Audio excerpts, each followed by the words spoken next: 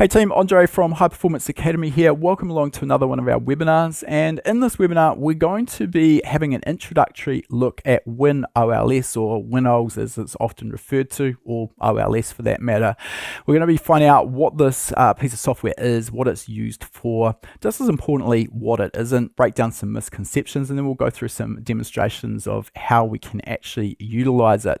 This feeds into a course that is probably going to be released within the next few weeks or month or so, which is our WinOLS tuning course. We've been asked for this for a huge amount of time, and it is something that I know a lot of tuners struggle with. I know that because I did struggle to get my head around using WinOLS. We've been very fortunate that we've partnered with James O'Connor from the file service over in Australia, who basically eats, sleeps and breathes WinOLS. He's been using it for decades and is a qualified EVC instructor, basically meaning that EVC, the company that produce OLS, trust him to actually train other users. So I've been essentially learning from James, decanting down all of his information and turning it into a course.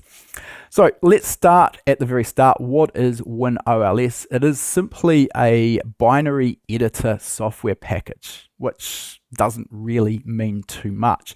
The reality of it is that WinOLS can be used to read and display the information inside just about any factory ECU.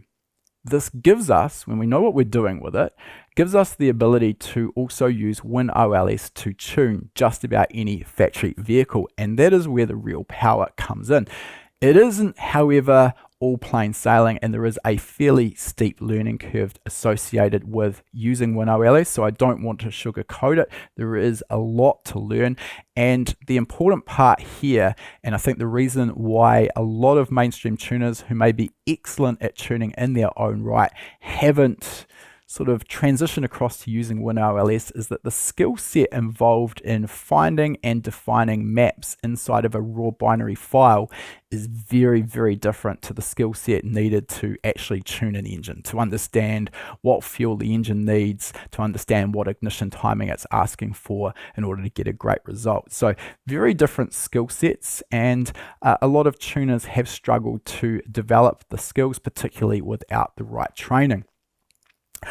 So let's dive a little bit deeper. I will mention that at the end of this lesson, we will have a question and answer session. So if you've got questions, please save them up. I'll put a shout out when we want you to start asking those questions, and hopefully I'll be able to answer all of them. As I have hopefully made clear, I at this stage would definitely not rate myself as an expert on WinOLS, but I do have the ability to tap into someone who is a true expert as we require. So how WinOLS differs from conventional tuning software is that if we look at an aftermarket standalone ECU, obviously we wire that up to our engine and it comes with a bespoke user interface that the ECU manufacturer has already designed, I should say, and that gives us all of the tables. So we go to a fuel table and it looks like what we conventionally think of as a fuel table, probably a three-dimensional table with load on the y-axis and RPM on the horizontal axis.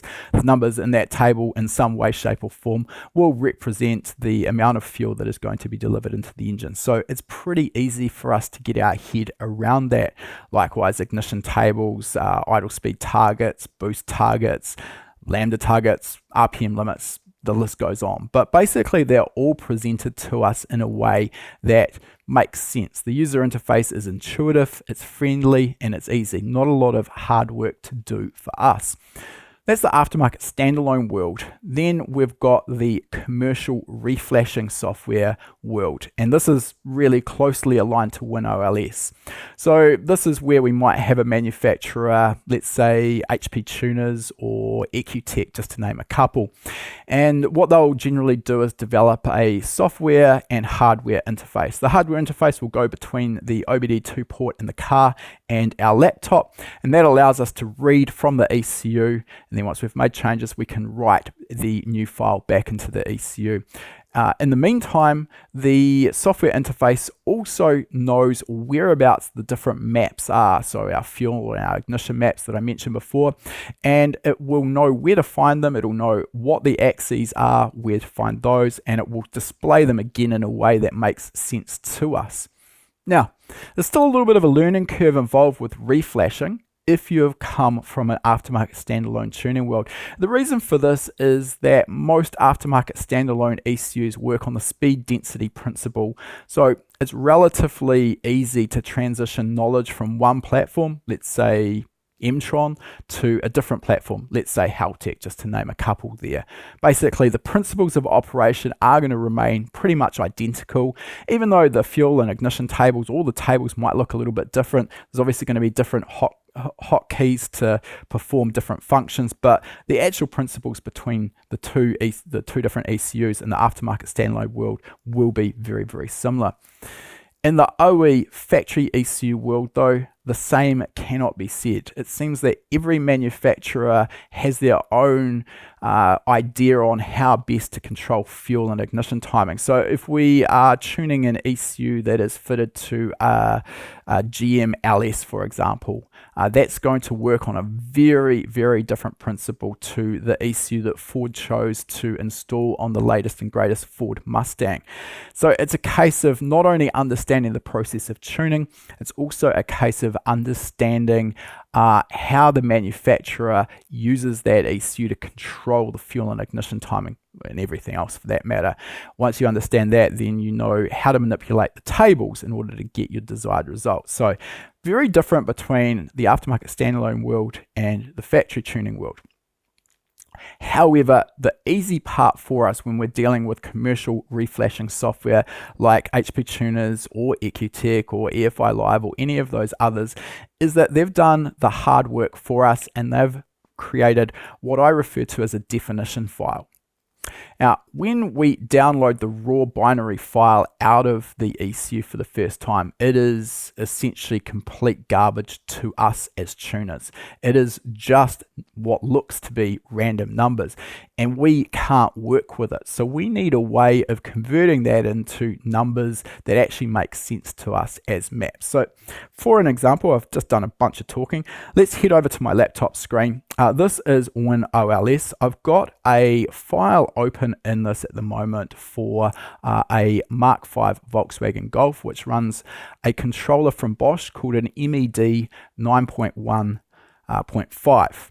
Doesn't really matter, but this is what we're actually looking at when we open one of these files. So over on the left hand side, we've got a number of maps that I've already found and defined. We'll go through the process of what that looks like, and then down here we've got this little folder that says potential maps, and it says 285.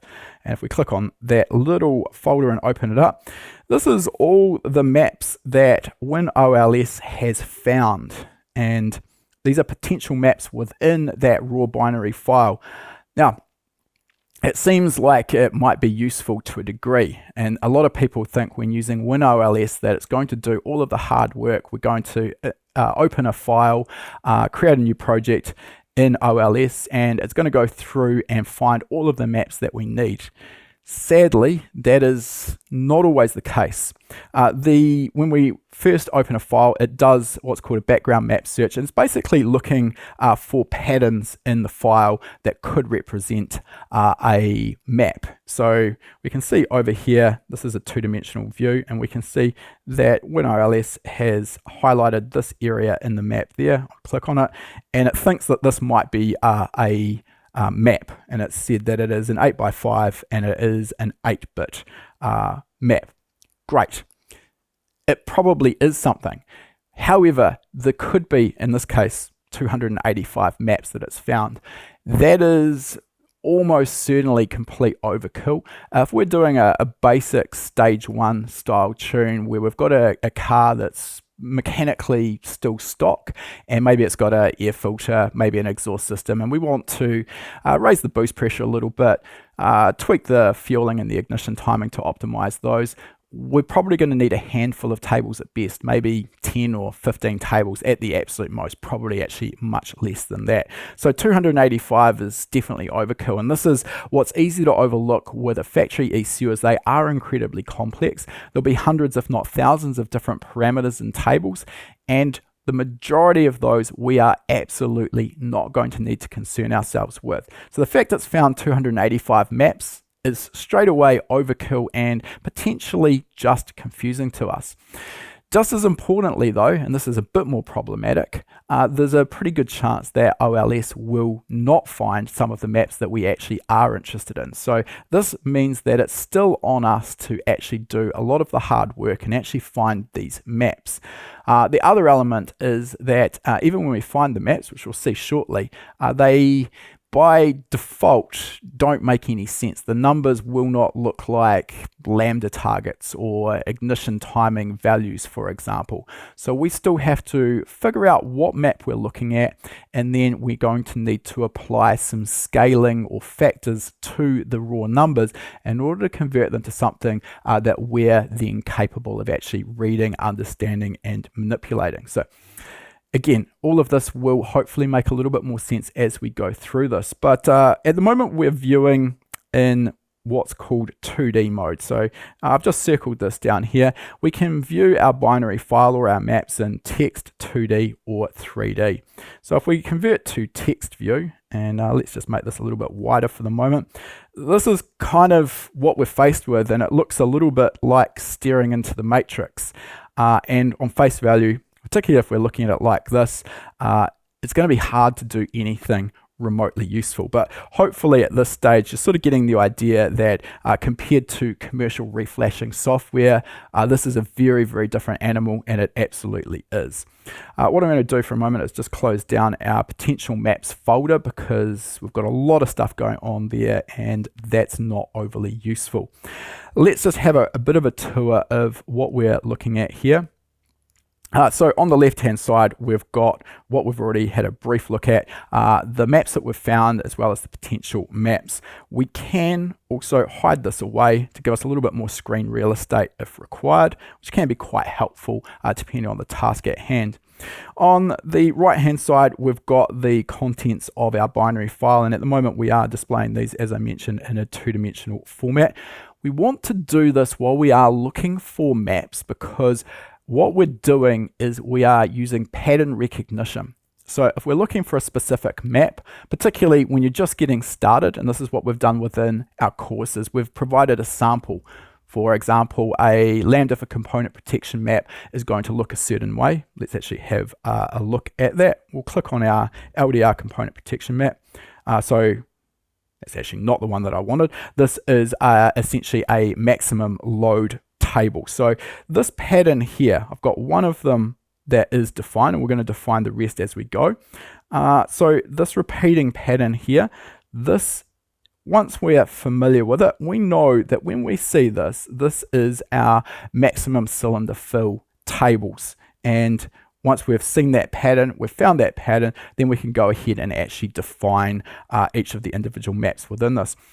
Another point that is relevant here is that with the factory ECUs, for many of the tables that we're going to need to find and define, there will be multiple variants of those tables. So in this case, we've got 1, 2, 3, 4, 5, and 6 of these maximum cylinder fill tables.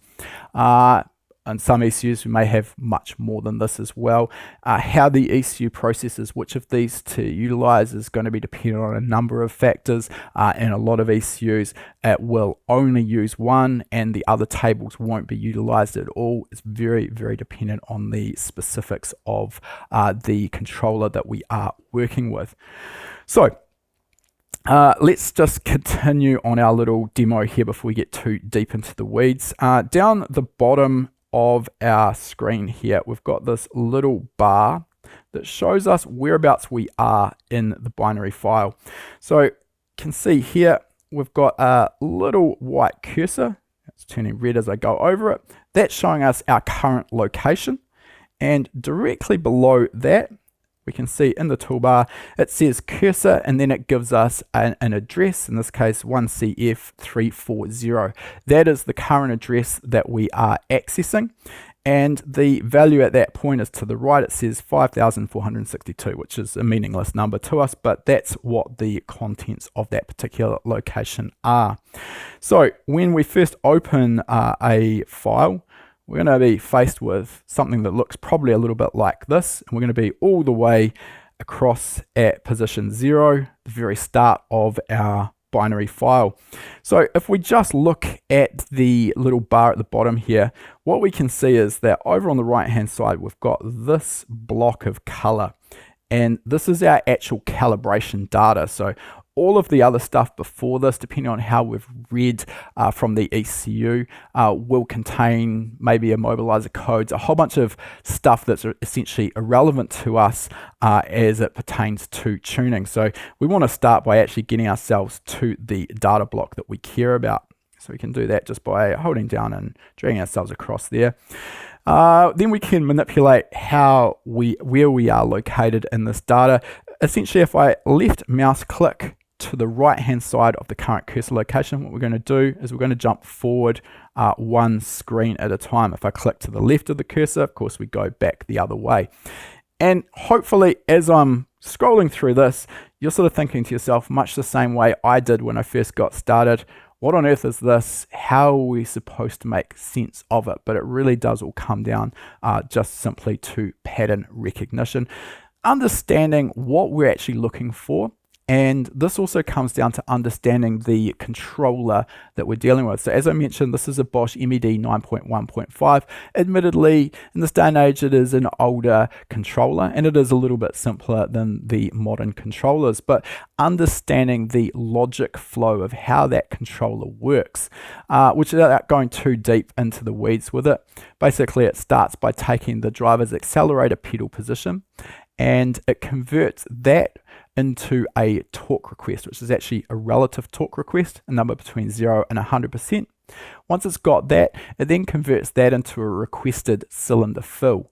And then basically that feeds into the boost pressure targets that the ECU is going to request in order to get that cylinder fill. So it's, again, a little bit different to a standalone aftermarket ECU. And as I mentioned, all OEs sort of have their own best practice ideas on how they want to control fuel and ignition. So it is a case of understanding for the specific ECU or vehicle that you want to tune, how did the manufacturer of that vehicle decide they wanted to control fuel and ignition? Because that drives what maps will be available, and then that in turn drives what maps we are going to need to find, and then we use our pattern recognition in order to find those maps. Now also up the top here, let's just highlight a few bits here. The top toolbar, we've got the ability to manipulate how we are viewing the data. So we can see, we can zoom our X and Y axis. So we're zoomed at 400% at the moment. Let's click. That's interesting. There we go. It's working finally. We can zoom in or out to suit. Obviously, when we're zoomed right out, we get a lot less detail, but it does make it a little bit easier to find a particular map shape within the entire binary file when we're first getting started. Once we're actually working with that particular map, we may want to zoom in a little bit more. We've got the ability to turn that background grid on or off. Also a bunch of controls for the look and feel of OLS and how it works, so we can change the color schemes to suit our own personal requirements. Then we've got the ability to work in 8-bit, 16-bit, 32-bit or floating point, depending on the data that we're looking at. We are currently in a 16-bit system, and that also gives us the ability to set whether it is a low-high arrangement or high-low, which means which of the bytes of data is the most significant bit. A little bit probably familiar to those who have done any CAN bus reverse engineering. We can also display as a signed or non-signed table or data. For example, if we are looking for ignition timing values, these will be signed values. Then to the right of this, we can display as decimal, binary, or hexadecimal values. All right, so let's jump into a table and see a little bit more about what this all looks like. So what I'll do is I'll click on the left-hand side here, and the particular table that I've just clicked on is called KFM IRL. Pretty meaningless, and what you're going to learn more than you ever wanted to about is Bosch naming acronyms if you're using OLS and you want to work with any of the Bosch controllers. Awkwardly, they are all sort of derived from technical German, and particularly if you buy a map pack for a particular controller, often all of the names and all of the information will be in German. I'll talk about what a map pack is shortly, but let's have a look at that. Look at this particular table. So we can see here everything's highlighted and it's given us our name, KFM IRL. It's telling us that this table is 11 by 16. So that's the size of the table. 11 y-axis, 16 wide is our x-axis, and it is 16-bit values. Looking specifically at the data, what we've got is here, what I've just highlighted. This is the table values. So that's essentially our z-axis, the data that's going to go in the table. Then to the left of this, we've got two axes here, so our x and our y-axis, and I've just highlighted those. So this one has already been defined, so let's just double click on this and we'll have a look at it. And now it's kind of looking a little bit more like what we'd be familiar with a aftermarket, a commercial reflashing package. We've got the name of that particular table, requested cylinder fill. And what we've got here is obviously on our x-axis, should be pretty clear, we've got our engine RPM, so 500 through to 6500 RPM.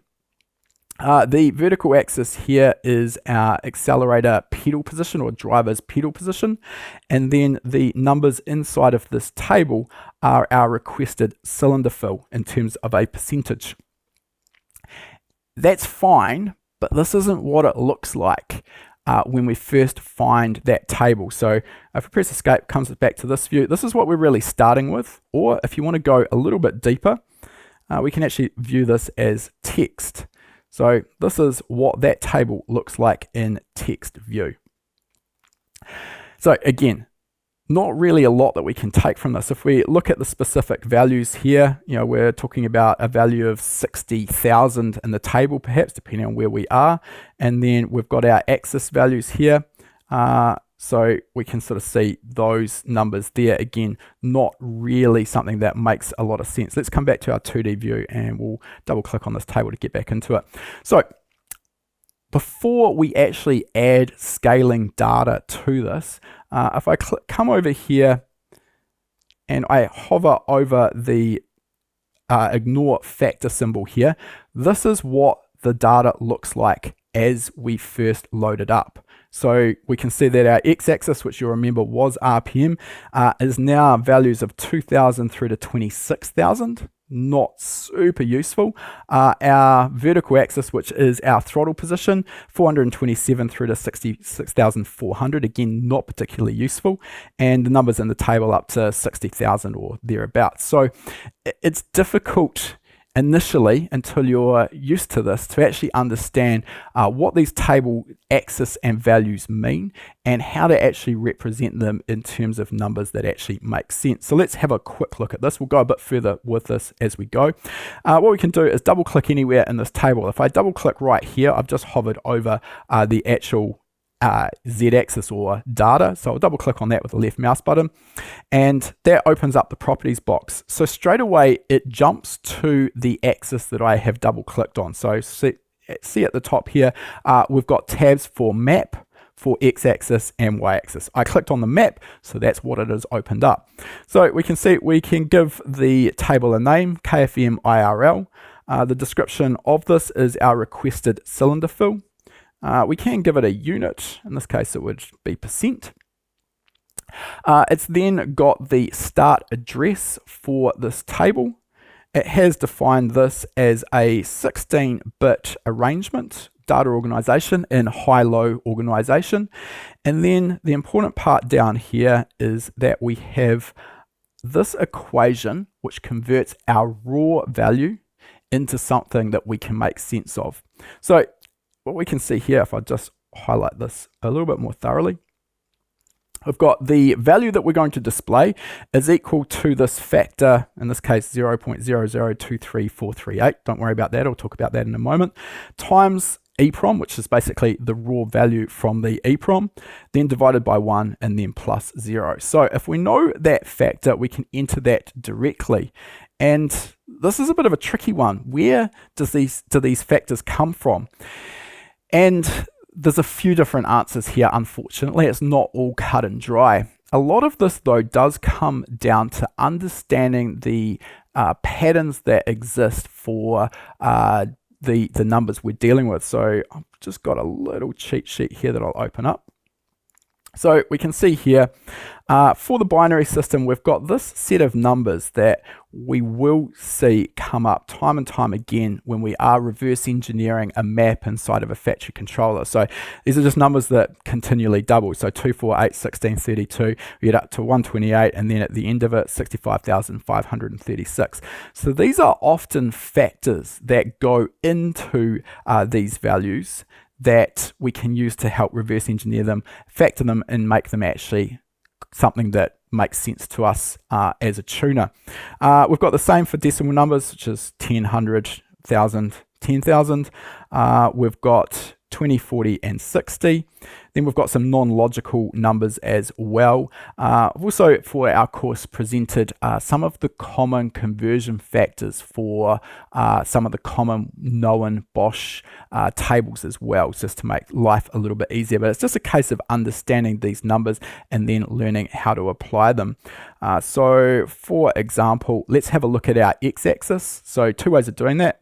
I just clicked on x-axis, the tab here at the top, but we can also close this down and double click on the axis. I actually recommend when you're getting started that this is how you use OLS, because it makes sure that the axis that you're about to edit is the one that you're interested in, rather than starting out on the x-axis and then manipulating your way around using these tabs. Very easy to make a mistake. So let's have a look at this, and we'll just get our raw values back, which we can see again 2,000 out to 26,000. Now, you're obviously not going to understand this when you're doing your very first task with OLS, but when we see a number of 26,000 in an MED 9.1 controller, this is generally a bit of a light bulb moment, because that is a number that I would recognize as being most likely RPM. Also, it makes sense because I know what this table should be, so I know that it's going to contain RPM, but we need to factor this. So looking through this, we've got our engine speed, we've got the fact that the units there are revs per minute, the data organization, 16-bit high-low. This is a 16-bit table, that is correct. So it really comes down to our factors here. So in this example, we would know that the factor to use here is to either multiply the raw value by a factor of 0.25 or divide it by 4. Obviously the same thing. So we can do that. We can enter a value of 0.25, and straight away we can see in real time the numbers actually change. Yep, 6,500. Probably won't rev our little Volkswagen Golf to 65,000 RPM anytime soon. But yeah, these numbers now make sense. They are a nice smooth progression from a low of 500 up to 6,500 RPM. I'm happy with that. The other option here, let's just show you. Obviously, dividing by 4 is the same, but let's just enter a value of 1 there. It gets us back to the raw value. And down here, we can see we've got this little function button. We'll click on that. And now what we can do is click on the output radio button, which just gives a little bit more control. It's essentially achieving the same thing, but now it gives us access to enter a value here on the bottom of the equation of 4. You can see that that shows us what the result will be. The factor is going to be 0.25. Happy days, we'll click OK. Our job is done there. So this is what we're going to be doing while we're going through and finding and defining these maps. This is just one I wanted to give you a quick look through. We'll press escape to close that down.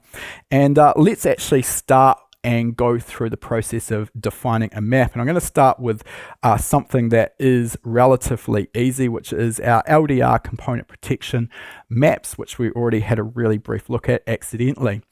So let's have a look at these. I'm going to start with these because they are a little bit simpler because they are a two-dimensional table, a 16-bit table, and we've got this first one that is already highlighted. So how this works, let's get away from that one. We've got two pieces of information. The bit that I'm highlighting here, this is actually the map data, and then the other piece of information, this here is our axis for that particular table. So in this case, each of those tables has its own axis. So let's have a look and see how we could go about defining one of these tables. So what I'll do here, I know that this area is our axis. And what I'm doing is I'm just clicking on that axis. And I want to look at the value that it shows me at the cursor position. So at the moment, we can see that that is a value of 9,000. What I'm going to do is just click to the left, and we see that drops down. And I'm looking for a minimum value there before it jumps back up. That minimum value is 16. Okay, that's important. What that is telling us is that the axis is 16 long. Okay, and the first number to the right of that value of 16 is going to be our first axis value. So now we know that we're looking at a 16 by 1 table, a two-dimensional table with an axis that is 16 long. And if we click on this again, we can see that the one that is already defined is showing us that it is 16 by 1. Okay. What we need to do now in order to define this table is set up WinOLS so that it is set with a width of 16. Down here in the bottom right hand corner, we can see that it already is. That's more good luck than good management. We can manipulate this by using the M key to add more width. So we'll take that up to 20. The W key will shrink that back down. This right now is going to seem meaningless, but when we jump to our text view, it will make more sense. So what we want to do is make sure that we've matched the width that we're operating OLS with to the size of the table, in this case 16. So our job is done there. Now what I'm going to do is I'm going to define our next map across to the right, which is the one I've just circled here. What we want to do now is get our alignment correct before we do this. And what we want to do is hold down the control key and use our cursor keys until this vertical line that is currently displayed here disappears. So let's do this. I'll hold down the control key, use my right arrow key. Let's actually go the other way. Okay, see that now has disappeared. So now what this means is my orientation, my alignment is correct. The first value in the map data here is going to be at the very left of my table. So now that I'm ready to actually define this map, what we can do is just click anywhere to the left of that map data, hold down the left mouse button, and then just drag across to the right so that we're basically covering the area of the map that we want to define. Now what we'll do is we'll move to the left hand side of that grey area and just look at what happens to the cursor as I get to the edge. See, the cursor actually changes shape. So now what I can do is hold down our left mouse button and we can drag that back across until we get to the start of our map data. Job done. We now want to repeat that on the right hand side. So again, the cursor changes shape. We'll hold down our left mouse button, drag that back across. So now what we can see is we've only got the actual map data, which is the bit we're interested in, highlighted.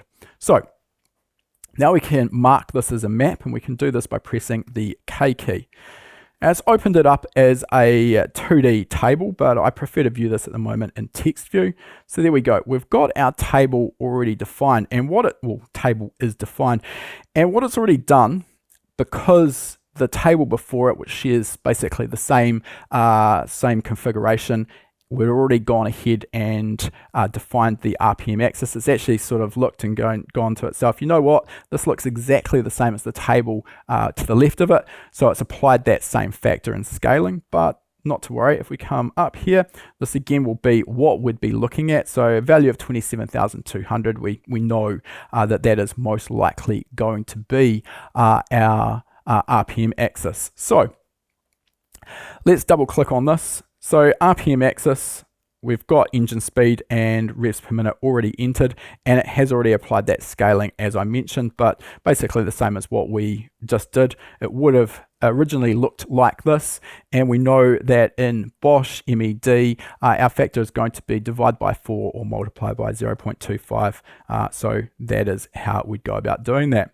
Alright, so that's defined our x-axis. The numbers in the actual table are our relative cylinder fill, so let's open that up and have a look at it.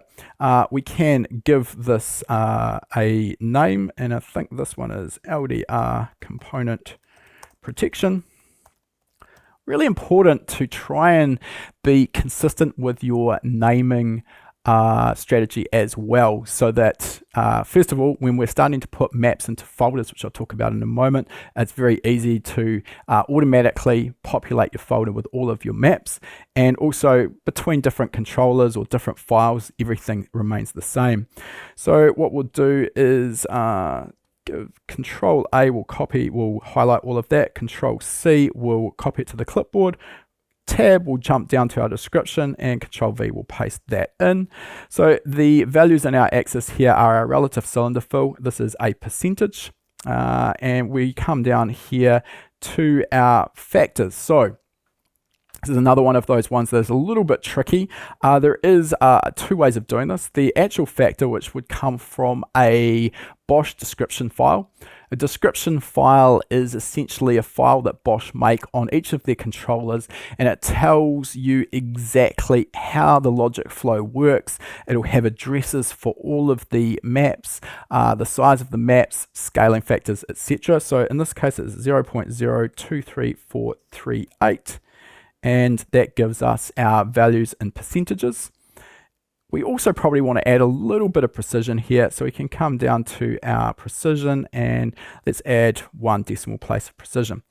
Okay, so that's one way of getting that number. However, this actually also follows, if we come back to our little notepad here, our non-logic numbers here. This will get you really close as well, and sometimes can be easier to remember. We've got this value here of 42.6. So this is a non-logic number that we know is often used as a factor.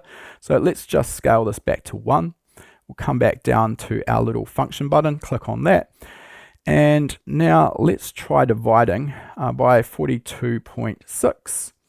And it's not pinpoint accurate. We can see that the resulted factor is 0.023474. So probably for all intents and purposes, we're out by a percentage point. It's not going to be that big of a deal, but the actual factor for that is 0.023438.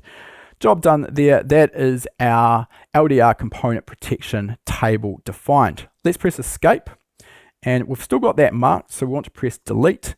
And now we've got 2 of these tables that are properly defined. I'm just going to go through this next one really quickly. So the process is the same. We've got our width is still set to 16, obviously. What we want to do is get our alignment correct here, get rid of that vertical line. So Control and our right arrow does that. We're going to left mouse click, drag across that. We want to then come to the left-hand side, drag that to the start of our map, come to the right-hand side, drag that to the end of our map, K key. Oh, that's handy. Let's just try that again.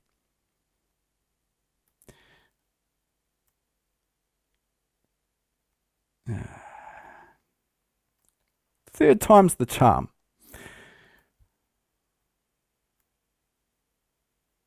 Right. Get that to the correct location. Now it's created a map from that. We'll come back to our text view, and again it has found the scaling for our engine RPM axis, but it hasn't done that for our Z axis, our map data. So let's press escape, press delete, and the other thing we can do here is actually copy the scaling data, the descriptions, the IDs, etc. from one map, because as you can imagine there, we've got 6 of these maps. It's going to get pretty tedious, pretty time consuming if for each of those maps we define we have to manually enter the scaling factors, the names of the axis, etc. So what we can do here, let's go to our first one, which I actually didn't do live here. We'll right click this, and what we want to do is copy map properties. So we'll click on that. Now we have to define what we actually want to copy. So in this case, not a lot. All we want to really do is copy the description, the name, description, the factor, offset, precision, etc. And where do we want to copy that from? Well, we want to copy that from the X, the Y, and the Z axis. Obviously, we don't have a Y axis for this, but that's okay. Do need to be a little bit careful with copying map properties, because you can see we've got this other box out here. And at the moment, I've got this little tick box ticked here for data source plus address. I don't want to do that for what we're trying to do here. We'll see how that plays in shortly. So we'll click OK. So that's copied the map properties. Now if we open the next map up and Control V, that will now apply all of that. So hopefully what you actually saw was our name changed, because it was slightly different between the two maps. So job done there. Let's open our third map up, Control V, and watch the data inside of the map change. So as I apply the scaling, there we go, job done. So much quicker way of doing it. And what it's also doing here on the right hand side is we can see that it is starting to add these maps in on over there, so we can see all of the maps as we define them. We'll do one more, and I'm going to go about this a slightly different way. And first of all, I'm going to just change our width. I've talked about this width before. You can see, I just actually drew over the top of it. You can see that it is currently 16. To show how that affects things, what I'm going to do is just change that out to a value of 20 for the time being. Let's come over here to the right to our next map, and we'll just click somewhere near the end of that map data. Now we'll convert to our text view. So what are we actually looking at here? Well, the number that I've highlighted here is a value of 16. And it doesn't really make too much sense at the moment. So what we can do here is look for clues. This actually becomes a lot easier in the next map that we'll look at, because it is three-dimensional. Very hard to do this technique when we are using a two-dimensional table, so bear with me anyway. We know in this case it is 16 wide, so let's look at the graphical representation out here on the right hand side. And what I'm going to do is I'm going to use the W key to narrow this down from 20 to 16. And we'll see that this all changes shape, and we're going to get to, now we're at 16, we're going to get to a point where everything sort of looks like it's got the right shape to it, but our alignment isn't correct. So we're going to now hold down our Control key, and we'll go, there we go. So we've got our values now for our table all aligned. Let's just press Escape here. We'll go to our 2D view. So we can see that we've got everything set up to define this map data here. Let's click on our first value here. We'll get rid of that, and we go back to our text view. So we can see this is the first value for our next table. So just a different way of doing this, which is much easier in my opinion, particularly when we're doing three-dimensional tables. What I'll do is I'll hold down the Shift key, use our right arrow key. That's highlighted that particular table. Now I can press the K key. We've created our map again. Let's switch across to text view, Control and V, and there again we've applied our scaling as well as our description and map IDs. We'll press Escape there, delete, and we'll get rid of that. Let's switch back to our 2D view. All right, so I'm not going to do the other two maps because it's just a rinse and repeat, but what I will show you is how to use folders, because that's super helpful. As I've already mentioned, a lot of the tables that we will be finding and defining in OLS will have multiple variations of the map, and if we were just filling out our maps over here with all of this data, it starts to get pretty confusing and difficult to find what we want, particularly when we get to a point of actually using OLS to tune. So what we can do here is come up to our component protection map. We'll hover over the name. It's important that we are hovering over the name, and we're going to right click, and we're going to come down to copy name. So we've done that. Now what we're going to do is right click again, and we're going to click this time move into. Click on that, and we want to select new folder because we don't have a folder at the moment. So Control V, we're just going to copy, we're going to paste the name that we already copied into the name there. And then we're going to click on this little box that says if the name contains the following text, and again I'm going to Control and V, then apply rule to existing map. So basically what that's going to do is make a folder with the same name that we've just pasted, and then is going to automatically move any maps that we've defined with that name into that folder. Plus, if we create more maps with that same name later on, it's going to also copy those into the folder. So there we go, job done. And now we can see that we have our LDR component protection maximum cylinder fill folder. We can click on that, and that is going to open up and show us the 4 of the 6 maps that we've now defined. All right, so that's our first little demonstration. It actually took a hell of a lot longer than I expected. Hopefully this is going to make some sense to everyone. Let's have a look at one more. We'll see how much time we've got, whether we can do a couple. So let's have a look at our next maps that we're going to define, and we've got one here that's already defined. It's called requested engine torque pedal map. So again, let's just shrink this down and we'll make this a little bit smaller. So this is another really obvious shape, these maps here, which is basically our driver's pedal request in terms of converting our pedal request into a relative torque. So we can see that we do have a number of these as well. Now there's a trick with this one though. We can see that the one that is already defined is a 12 by 16 map, but we can't see any axis values here. There's certainly nothing to the left here, and if we scroll across to the right, probably should have shrunk this down a little bit. If we scroll across to the right, and it will happen, I promise. Let's just go a little bit quicker. What we will find is that the axis data is actually at the end here. So that's this blue area that is also highlighted out here. So differences compared to what we've got there. No longer do we have a set of axes for each map. All of those maps share the same common axis, and also obviously the axis is at the end of the map instead of at the front. So a little bit different there to what we've used to, but we can work with this. So let's have a look at how we can go about defining one of these maps. And what I'll do is just make sure that we aren't aligned properly at the moment.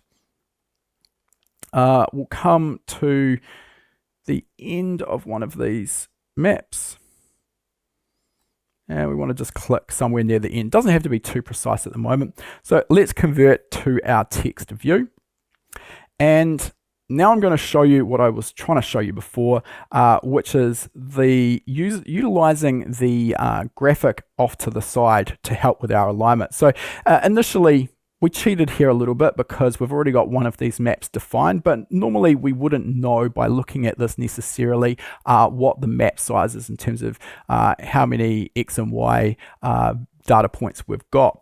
So what I'm going to do here is I'm going to use the W and M. W shrinks everything down, M adds, and we've got our width currently set to 17.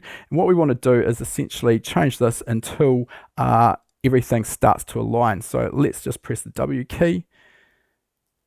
Okay, so what we're starting to see here, what I'm looking for is this line that's on a bit of an angle at the moment.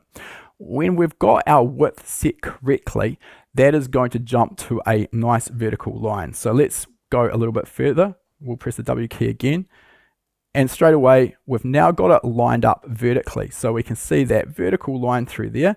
This is telling me that I've got my width correct now, and the width down in the bottom right hand corner is saying 12. So that's going to basically line up with one of the axes will be 12 by something essentially. But if we actually look at the data, we can see that while we've got that vertical line through it, the data doesn't make much sense, because if we look sort of from, let's say, from left to right as we go across here, it sort of starts really low, then jumps up and then dives away to nothing again. So what that means is we still haven't got our alignment quite correct. So if we hold down the control key and use our left and right arrow keys, now what we've got is something that actually makes a bit of sense. All right, so let's see how we can now use this to define our table. So looking at this, our top value here is 0, and then the pattern repeats. So basically one table is everything that I've just highlighted here, and you can kind of see that this pattern then repeats and repeats with each of the tables. So we know that 0 is our top left value, and what we're going to do is come across 11 for a total width of 12, and then we're going to come down here 3, 4, 5, 6, 7, 8, 9, 10, 11, 12, 13, 14, 15, 16. So we're looking at a table that is 16 by 12. So if I press the K key, that will mark that and turn it into a table. Let's have a look at it in text view. All right, what do these numbers mean? How can we scale them? So at the moment, for a start, we can see that our y-axis is 0 to 15 and our x-axis is 0 to 12. So not useful for us, but that's all right. We'll make sense of that shortly. First of all, what we want to do is scale this particular table. So this comes down to understanding what this table is going to mean. It is a driver's wish or driver's requested torque table. So we know that one axis is going to be our throttle position or accelerator pedal position. The other axis is going to be engine speed. The data here is going to be relative torque request. So in Bosch, this is not a specific Newton meter number, as I mentioned earlier. This is a requested torque, relative torque value, 0 to 100%. Might sound like a weird way of doing it, but the reason that Bosch do it like this is that the same exact controller logic can be used in a 4-cylinder naturally aspirated engine or a V8 twin turbo. It doesn't matter. 100% relative torque is still 100% relative torque, even if the specific torque in Newton meters is going to be dramatically different. All right, so that is the tip though. We know that this table is going to be representing a value of 0 to 100. And if we look at these values here at the top, 32,768. Now, that's not something that's necessarily going to make much sense, but let's have a look at our little cheat sheet. And if we go through this row of numbers, we can see that 32,768 is in fact one of our binary system values. So this is a common factor. Let's close that down and we'll double click on our axis, and this will be driver's wish. And we can copy and paste that. I'm just doing this reasonably quickly here. I would normally be a little bit more thorough with my naming strategies. And what we want to do is come down to our factor. And in this case, we want to use the divide by. So we're going to click on our function button and click on our output here. I'll just drag this out of the way so we can see the whole table. So we know that our value is 32,768. So let's enter that. Okay, so that gives us down to 1, which is pretty straightforward. If we divide a number by itself, of course, we're going to get 1. But we want a number up to probably 100. So this just means that we need to put our decimal point in another place. Now, if I remove the 68, we're now 327, and we can see the numbers in this table are now ranging up to 100. So yeah, we're probably on the money. While it's splitting hairs, we still need to use the entire factor. So we enter a decimal place, 0.68. Job is done. And if we wish, we can add some precision here to this with a decimal place. So this is how using the factors, those binary factors, the scaling factors, and also just having an understanding of what the table is actually trying to tell us can make it really, really quick and easy to actually define this, even though on face value, these numbers are just absolute garbage. Now, let's close that down for a moment because we still need to find our axis values. So let's have a look at this in a two-dimensional view. And we know that our axis is out here. So let's just scroll down. What I'll do is I'll show you what I'm doing rather than doing it myself and not making any sense. So we know that the axis values are here. And what we want to do is basically find the address of those axes. So I've clicked on one of these axes. So we can see sort of the shape is like this. And again, I'm looking at these numbers here to the right of the cursor. So if I go to the left, I want to get to the lowest value here. There we go, 12. So this is the axis that is 12 long, and the first number to the right of that is our first axis value. Now if we scroll across here, our next axis is going to be, of course, this one here. So we can basically do the same, and I'm going to expect that this is going to be a value of 16. There we go, right there. So this tells me that we've got our two axes, one 12 long, one 16 long. Let's have a look at this in text view. I'll leave the cursor there and it shows us where we are. So this is our 16 long axis here. So we can right click, we can come across to the first value here, and what we'll do is also just get our alignment right. So our width at the moment is 12, just so I can show you how this works. We know that this, however, this axis is 16 long. So what I'll do is I'll just add 4, so our axis is the right length. And then what we'll do is use the control key and scroll across so that the first value is on the far left side. And now what we can see is that the little graphic on the right hand side shows a nice consistent shape. So we know that we've got that right. So what we can do here is one of two things. What we could do is right click here, and we could go copy address, and then we could go back to our map and we could paste that in.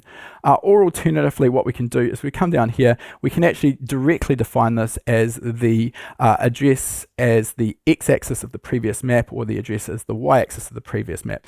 Now, I don't actually remember which way around this was, so let's just have a look. We are 16 as the y-axis, so let's go back to that. And we'll right click, address at y-axis. So now if we double click on this, we can see we've now got the axis values correct.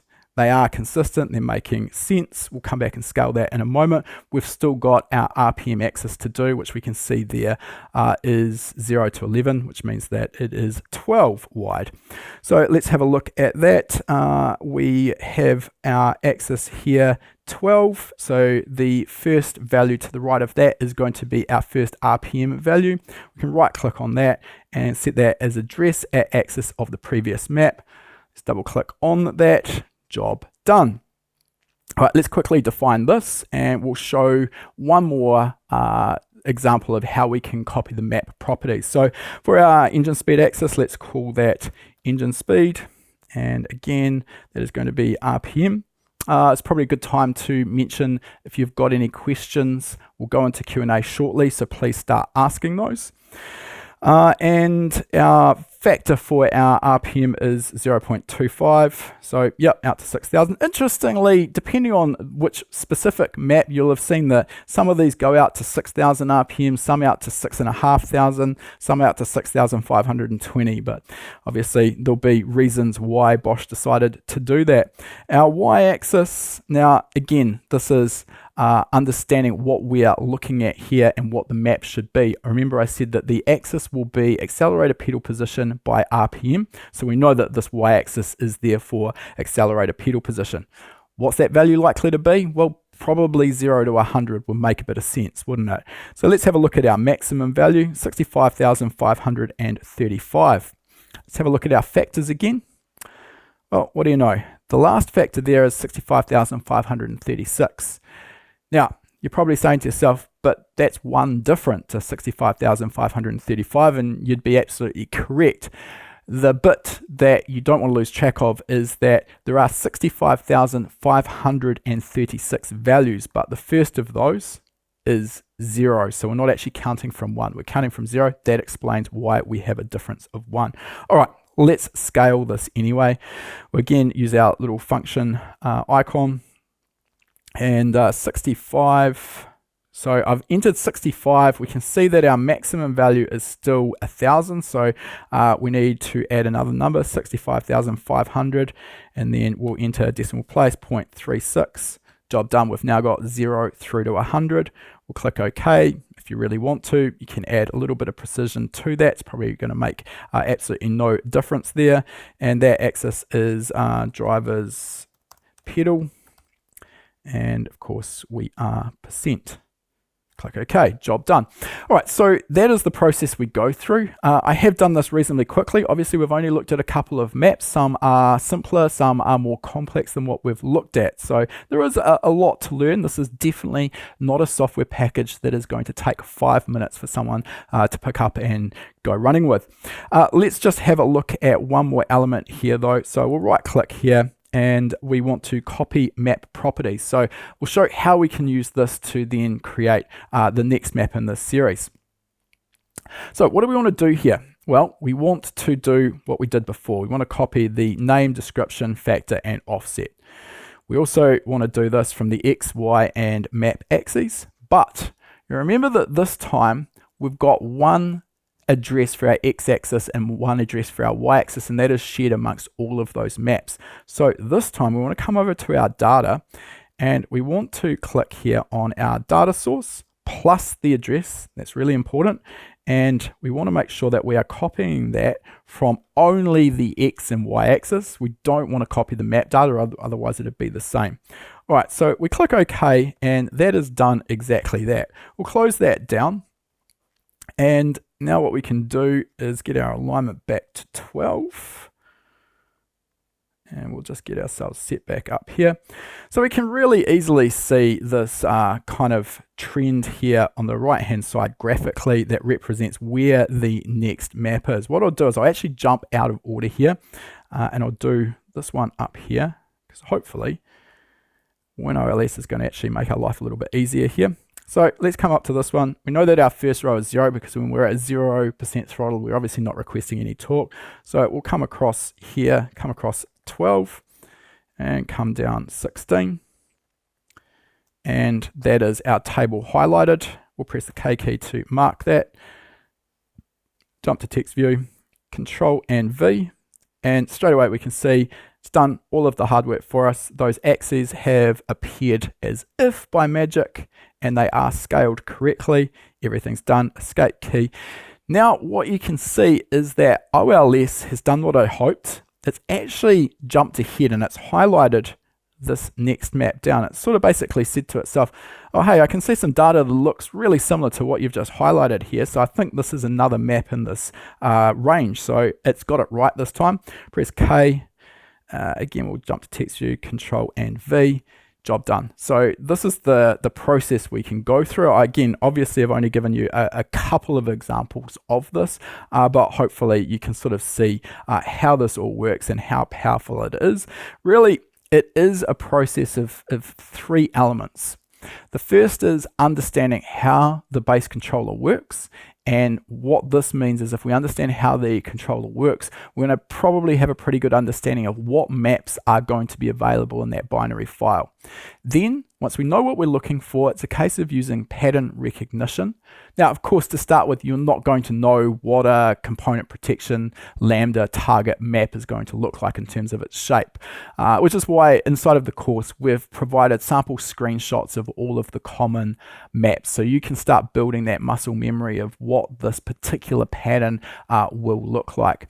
Then it's a case of locating those patterns inside the raw binary file, and then it's a case of defining those particular maps and then adding the scaling. Once you've done that, then you're left with something that you can tune essentially no differently to a aftermarket commercial reflashing software package. Now, there are a couple of other elements that I just want to quickly talk about before we jump into our questions here. Just as important as understanding what WinOLS is understanding what it's not. And with very few exceptions, you're not going to be actually performing reading and writing from the ECU using the OLS software package. Instead, you're going to need to pair this with a third-party piece of hardware to do that. So there's a number of these on the market. Auto Tuner and B-Flash would be a couple that we've got access to. We've been using B-Flash for the course. That interface will also generally allow you to data log as well, which is something that OLS doesn't do in here inside of itself. So once you've basically, the process is to read the file out of the car using your third-party piece of software and hardware. Then you can import that file into OLS, define it. You can then make your changes. Once you've made your changes and you're happy with the file, you would then export it back out of OLS to your piece of hardware and then flash that back into the car. So there's a little bit of toing and froing here that goes on. The other element is how you go about that read and write process, and you can do this via the OBD2 port in most instances, but maybe not all.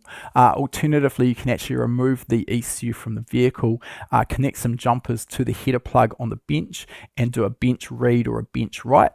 Big advantage with doing this is while there's a little bit more faff involved in physically removing the ECU, what this is doing is a complete read of the entire contents of the ECU. And why that's beneficial is if something goes wrong and you happen to brick the ECU, most often if you've got a full bench read, you will be able to recover that ECU, which might not be the case if you've done an OBD2 read. Nice thing with the OBD2 read and write is it's very quick and it's nice and clean. You don't have to get your hands dirty. You don't have to find the ECU and physically extract that. In some instances, and I fortunately haven't had the displeasure of having to do this yet, but we will introduce this into the course at some stage, is what's called a BDM read, which is where you physically have to open the ECU up and connect to pads on the PC board and read directly in this manner. This is called background debug mode. This is a lot more work, but in some instances maybe your only way, and then it gets into the complexities of how to open the case of your ECU and not damage the ECU, and then also how to reseal it once you're finished your calibration and make sure that it still remains weather tight. Last topic before we get into our questions is checksum errors and checksum correction. Not admittedly something that you will usually need to worry about, but checksum is essentially a validity check, sanity check that the ECU does. It basically sums up all of the contents of a section of its memory, and the total value should equal the checksum. And if it doesn't, what it means is that either something's been corrupted or there's been a data transmission error, and the ECU knows that there's a problem, and generally it'll go into some kind of limp home mode, which generally means that the engine won't start. So of course, from our perspective, anytime we're changing the contents of one of these memory locations, we need to recalculate the checksum. There's a couple of ways of doing this. You can purchase modules for OLS that will do this for you, but most of the tools that you'll be using for reading and writing will do their own checksum correction. So it's just important to understand whether your tool is doing that or whether you need OLS to do it, because if you don't do the checksum correction, then you are going to be going nowhere fast. All right, let's head over to our questions and we'll see what we've got here. Okay, no questions, which is great from my perspective because that's going to be nice and quick to answer. Either everyone's fallen over and gone to sleep because this was too intense, or I've done a great job of explaining it. I'm going to hope it's the latter there. Regardless, if you are watching this at a later point in our webinar archive and you do have questions that pop up on this, please feel free to ask those in the forum and I'll be happy to answer them there. Thanks for watching, and hopefully we can see you again next time. That was just a taste of what we put on every week for our HPA Gold members. Our Gold members are able to watch these live and ask questions and get answers while we're presenting. After the webinars have been hosted live, they're added into our webinar archive where our Gold members can rewatch them at their leisure. We've currently got over 240 hours of existing webinar content covering topics on engine building, engine tuning and wiring. This is one of the fastest ways to expand your knowledge on a wide range of topics, as well as to stay up to date with the latest tools, trends and techniques in the performance industry. Our Gold members also get access to our private members-only forum, which is the best place to get fast answers to your specific questions. Gold membership can be purchased for just $19 per month. However, you'll also receive 3 months of free access with the purchase of any of our courses. click the link in the description to learn more.